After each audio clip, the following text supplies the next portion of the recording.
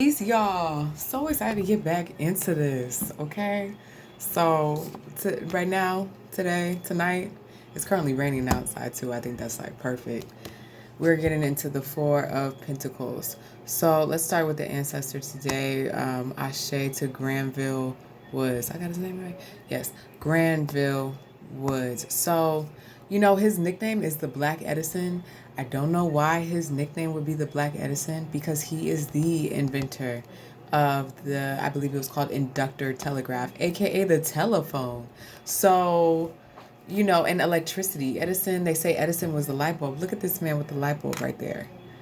And he actually went to court. There was some courts about patents. This man has like over 60 patents. And he won the case against Edison. Why we don't talk about Granville Woods in school is absolutely beyond me. Why they would have the audacity to call him the Black Edison when he is you know what? Like Edison should be called the White Woods or the White Granville Woods or something like that. It's baffling. It's baffling. But this man is brilliant engineer, brilliant in technology. So many things we wouldn't have if it wasn't for Granville Woods.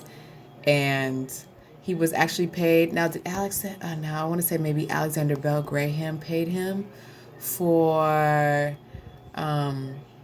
one of his inventions. It's slipping me right now. And this is what was, this allowed him, the payment allowed him to go ahead and to continue to do research and other things and for him to create other stuff. So, he got his coin going on, which is perfect for the Pentacles conversation that we're about to have today. I definitely am going to put an article, his biography, in the description box below. I think that we owe it to ourselves to give this man so much more credit than we have. It's just so crazy because I grew up in the American school system and I don't. This is like watching Living Color. Hidden Colors, Hidden Colors. It's just like they never mention these people, and this man actually invented the thing that we all say Edison invented, and it's just not true. It's a complete lie. Amazing. It's just absolutely amazing. And that's kind of like the energy that we're going to get into with the Four of Pentacles too. It's this is like a good energy, but an energy that also needs to be looked at. It can be a little tricky. That's what I'll put here, tricky. Now, we don't necessarily have a story here today because Imana, the God who possesses all things. Now, this is the God in Rwanda. This is what they call the creator, Imana.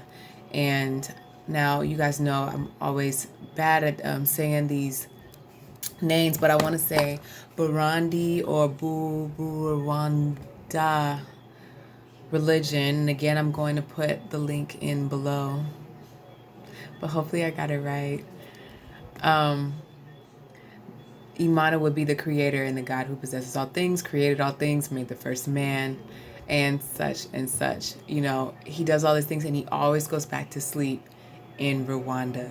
Now, there are several stories about him trying to conquer death and to make man immortal. So, okay, with the Four of Pentacles, right, there's this sense of saving your money, being able to thrift and be thrifty, be able to kind of hoard. But there's also this energy of clinging on too tightly to money. Now, we always want to remember with Pentacles that even though we see these beautiful coins here in the card, the Pentacle doesn't necessarily represent money itself. It can represent talents on earth. It could represent maybe you have a garden, your children. These are material things. Yes, even children, like, these bodies were only here for a certain amount of time. And these are just, wow. Even though, of course, it's a little more complicated than that when it comes to spirits, right? Spirits with bodies. These are material things that we can count as pentacles in our lives. This is the wisdom behind, the pentacle suit in the tarot deck and in the minor arcana. That it's so much more than money. And, of course, it's much more than money for Imana, the God who has created all things, right? So these pentacles represent all these different things, not necessarily a paper statement or gold, which is something that I just want to continue to reiterate when I talk about pentacles. So he was trying to make man immortal. And in one of the stories, there's like 3 different stories. So I'm just going to briefly go over one of them. In one of the stories, he asks all of mankind to go hide in their homes while he hunts death. But one woman decided to go outside of her home. And when she went outside of her home, death asked her to hide him. And so she opened her mouth and he hid in her mouth and she swallowed him. Imana was so furious that this happened that he allowed death to do what death wanted to do. And this is supposedly why, not supposedly why, but of course this is, the story of why man is not immortal. Just kind of it just goes back to the concept with the 4 of Pentacles and the Rider-Waite deck that you can hold on to these material things and you can try to save and really hold on tightly, but it's not material things. It's not saving, and it's not clinging on to these things that's going to give you the freedom and necessarily that the life that you truly, truly want. Is it worth clinging on to these things? Is it worth saving? These are one of the questions that we ask with this card. Is it worth saving so much that you deny yourself from the pleasures of life, that you deny yourself from hanging out with friends, that you deny yourself actually living your life? And it just kind of goes back to being immortal. Was it so serious that we couldn't get the freedom to just live and to just be? So I find this very, very, very interesting. Of course, like in the reverse, it can mean that money is slipping out of your hand. It can mean that you are loosening your grip on money and you're learning. I think of Scrooge. I think of my ex.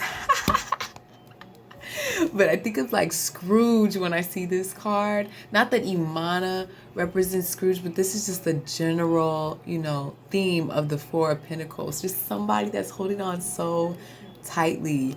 And when it's in reverse, it can be a really good thing. Someone who's learning how to let go a little bit and to loosen up a little bit and to live their life. But it could also be some, money slipping from their hand depending on what reading you're giving. So definitely a very interesting card. I would even now see, this is the part I was trying to get the symbolism of the thunder in the background for you guys, but I would encourage you all, you always want to look at the sky or look at what's going on in the sky when it comes to the cards. But meditate on the thunder and on the lightning. And I just heard thunder and it was just raining outside, and what that could mean. Is it a threat? Is it a warning? Is something going to be shaken up with your funds and you're not ready for it to be shaken up? Is it electricity? Is it invention? Is it a new spark? So there's just so many different ways that this can be interpreted, but I encourage you guys to research. I encourage you guys to meditate on that. And you can use these elements in your reading. And you can always use the element of red as well. Red represents stability. You can think root chakra. And when I see a lot of red like this, it's just obviously a more like stable person. So if these things pop out to you in the reading, depending on what type of reading you give, different things are going to pop out. You can use these things to your advantage to help tell the story, tell the person exactly what's happening, what's going to happen, or what has happened in their past, okay? All right. Love you guys so much. Thank you guys for reaching out.